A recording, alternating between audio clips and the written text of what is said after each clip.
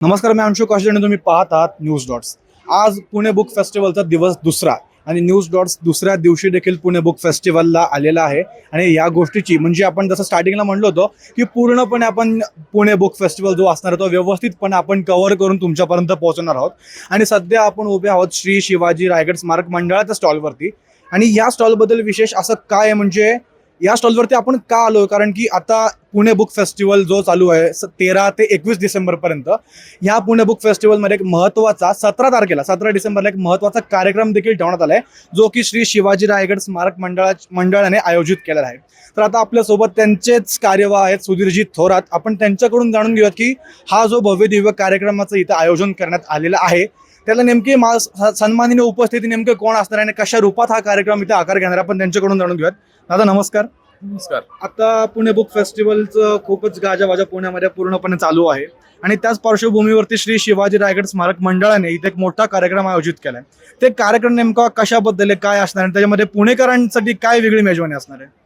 हा जो कार्यक्रम आहे हा बुधवार दिनांक 17 डिसेंबर 2025 रोजी होणार आहे. नॅशनल बुक ट्रस्टनीच या कार्यक्रमाचं आयोजन केलेलं आहे. प्रस्तुती श्री शिवाजी रायगड स्मारक मंडळाची आहे. 2-3 गोष्टींचं औचित्य या निमित्ताने सांगतो. श्री शाहीर योगेश हे अतिशय प्रतिभावान शाहीर होऊन गेले. हम करे राष्ट्र आराधन हे जे गीत आहे हे त्यांचं हे आज अजूनही अनेकांना नवीन पिढीला तर विशेषतः माहिती नाही. किंवा देश धर्म पर मिटने वाला शेर शिवा का छावा था, महापराक्रमी परमप्रतापी एकही शंभू राजा था. हे गीत सगळेजण गातात, हे शब्द काव्य सगळेजण गातात, पण हे शाहीर योगेशांचं आहे.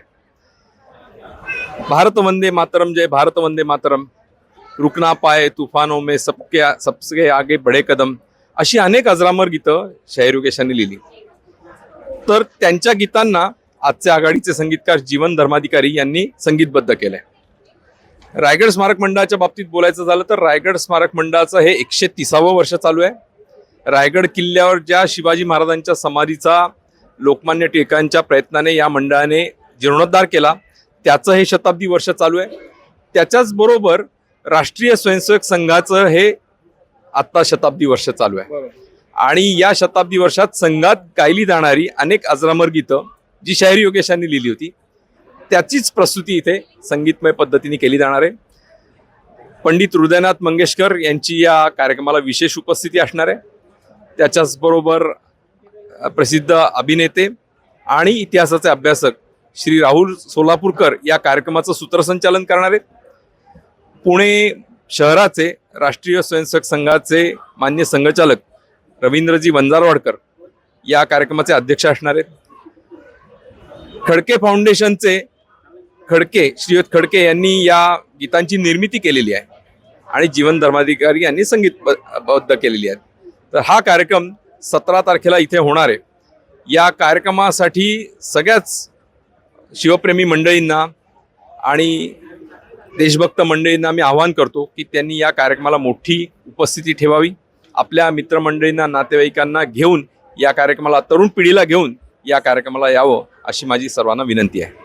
सर, आता आपण ज्या स्टॉलवरती उभा श्री शिवाजी रायगड मंडळाचा स्टॉल आहे, तर या स्टॉलमध्ये अशी आपण जी पुस्तकं ठेवली आहेत त्या पुस्तकांबद्दल असं वैशिष्ट्य काय आहे? श्री शिवाजी रायगड स्मारक मंडळ मुख्यतः शिवचरित्र आणि मराठेशाहीचा इतिहास या विषयावर अधिक प्राधान्याने काम करतं. त्यामुळे समग्र मराठेशाहीचा इतिहास आम्ही 4 पुस्तकांमध्ये दिलाय. त्याच्याच बरोबर हिंदवी स्वराज्य संच या नावाने आम्ही एक 100 पुस्तकांची मालिका प्रकाशित करत आहोत. त्यातली आतापर्यंत 17 पुस्तकं प्रकाशित झाली, ती देखील या स्टॉलवर आपल्याला पाहायला मिळतील. रायगड किल्ल्याबद्दलची दुर्मिळ आउट ऑफ प्रिंट असलेली 12 पुस्तकं आम्ही एका रायगड दर्शन दुर्मिळ पुस्तकातून या पुस्तकातून प्रकाशित केली, ती या ठिकाणी आपल्याला पाहायला मिळतील.